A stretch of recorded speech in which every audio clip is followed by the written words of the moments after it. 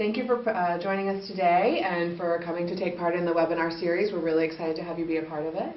Why don't we get started? Just tell us a little bit about yourself, like where you're from and how long you've been in the Netherlands.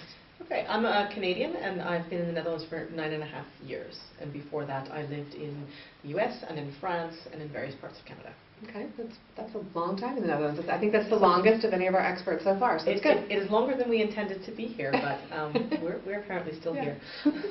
All right, and tell us about your family, since you said there's a we, there's more than just you. I'm married. I've been married for 12 years to an American, so we are a bicultural couple.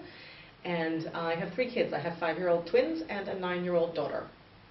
I love that you call your American-Canadian family bicultural, because I think outside of the North America, everyone just assumes that's the same culture, but it's not. I know it's not. We are not the same. So I think that's right. That's funny. All right, what kind of topics are you going to cover in your webinars? I've done 2 webinars so far. The first one is called Bilingualism and the Global Nomad Family, and it's basically to help families who are mobile decide whether or not bilingualism is the right choice for their children, and if it is, how to go about it successfully.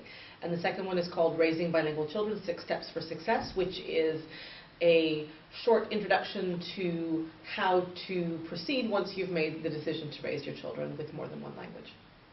Great. So how many languages are spoken in your house, and does everyone speak all of them? There are 3 languages spoken in our house. We speak English and French. I speak French to my children. My husband speaks English. And we live in the Netherlands, so there's also Dutch. I speak all 3. My children speak all 3 to varying degrees, and my husband speaks mostly English with a smattering of Dutch and French. And the children speak English, French, and Dutch to different degrees. So I guess, which was the chicken and which was the egg? Did you decide to study linguistics because you were becoming an expat family?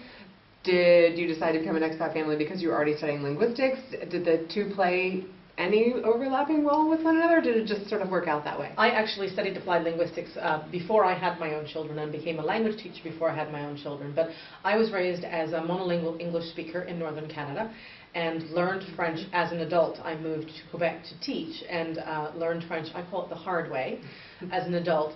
And so when I went back to school and studied bilingualism, I really became dedicated to raising my own children with more than one language, because I knew what effort I had made and how much it had changed my life to learn another language as an adult. And so, in fact, my studies helped make my choices about where and how to raise my children, rather than the reverse. That's good. All right, so just as a little teaser to the webinar, can you think of any reason why a family like your own, where you have 2 native languages, let's say, shouldn't teach the 2 native languages to their children?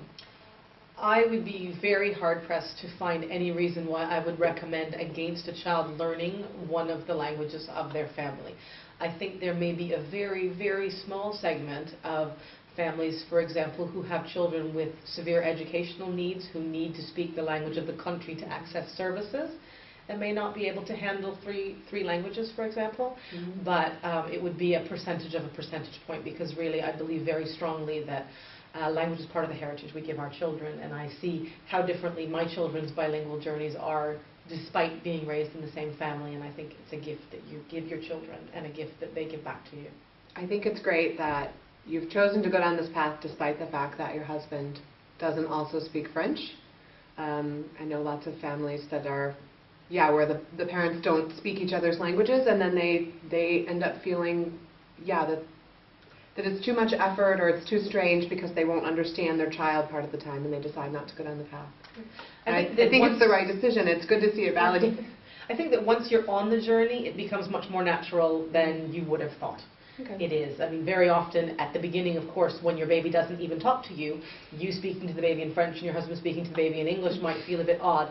But once bilingual families are what I call bilingual in progress, everybody finds their own way, and every bilingual family dynamic is slightly different, but it generally works out so that everybody is able to communicate in the ways in which they're comfortable and generally successfully. That's great. Well, I've already, of course, seen your webinars, and they're awesome, and I can't wait to share them with everybody else. Thank you very much. Thank you. Thank you.